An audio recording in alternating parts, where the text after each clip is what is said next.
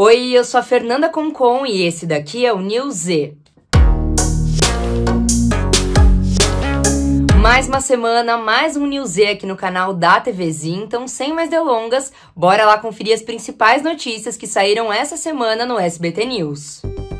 Polícia prende 3 envolvidos no assassinato de mãe Bernadette. Líder quilombola foi assassinada no quilombo Pitanga dos Palmares, em Simões Filho, em 17 de agosto. Bom, a líder mãe Bernadette foi assassinada dentro de casa enquanto passava um tempo com os seus 3 netos. Engajada na luta contra a grilagem de terras e a favor da reforma agrária, o seu filho já havia sido executado 6 anos antes no território onde vivem ali no município de Simões Filho, região metropolitana de Salvador. O secretário de Segurança Pública da Bahia, Marcelo Werner, afirma que não é possível ainda criar uma relação entre mortes de mãe e filho e nem estabelecer a motivação do crime. A polícia segue investigando.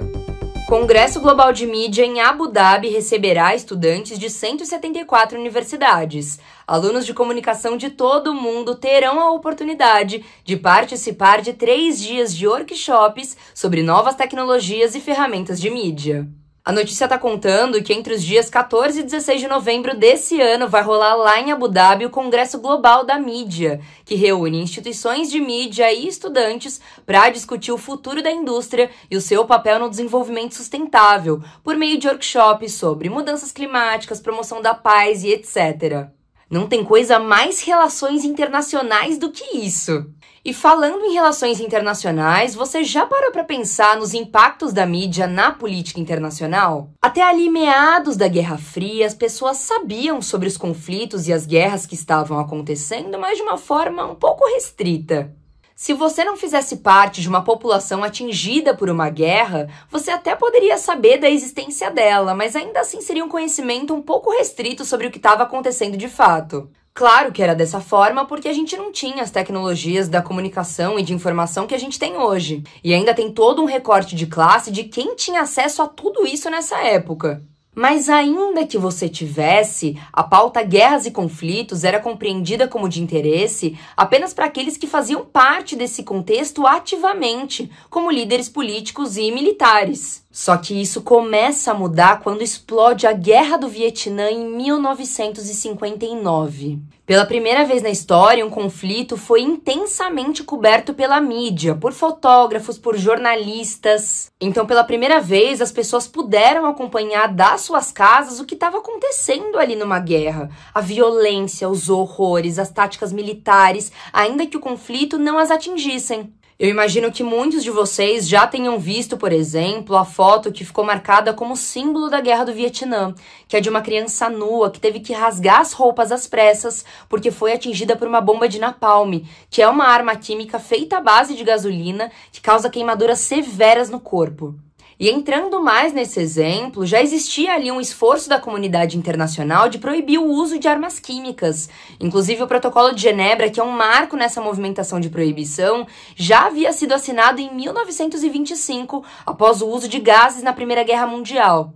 Então as coisas foram se somando. A Guerra do Vietnã foi super violenta, se estava utilizando armas químicas que já existia um movimento ali de proibição na comunidade internacional, e a população mundial estava acompanhando tudo isso pela primeira vez em razão da cobertura intensa da mídia do conflito. Em consequência disso, em 68, houve uma reação em massa da opinião pública, principalmente norte-americana.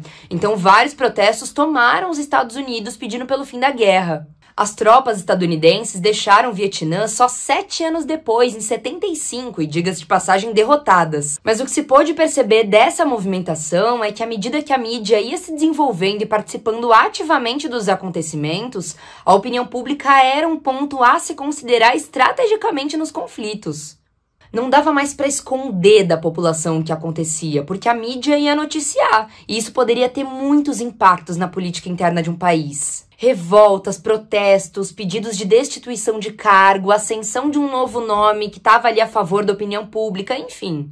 A mídia se tornou, a partir desse momento, um importante ator da política internacional e que impactava igualmente nos rumos dos acontecimentos. O nome dado para essa dinâmica é efeito CNN, por causa do veículo norte-americano fundado nos anos 80.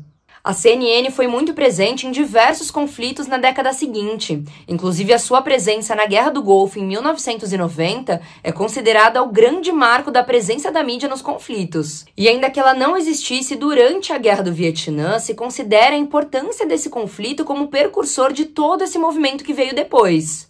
Então se engana quem acha que o único encontro entre comunicação e relações internacionais é comunicar o que está acontecendo no mundo. Por isso que eventos como o Congresso Global da Mídia existem, para fomentar uma percepção analítica sobre conflitos e também a conscientização sobre o papel da mídia nesse sentido.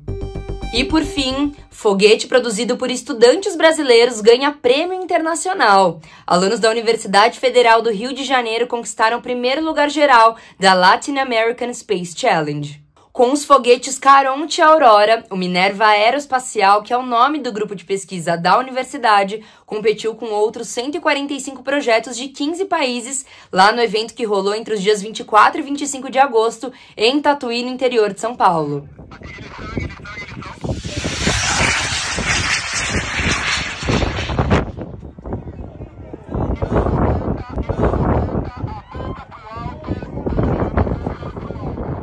Já deixo aqui os meus parabéns para o grupo e um lembrete também da gente sempre apoiar e lutar pela pesquisa acadêmica.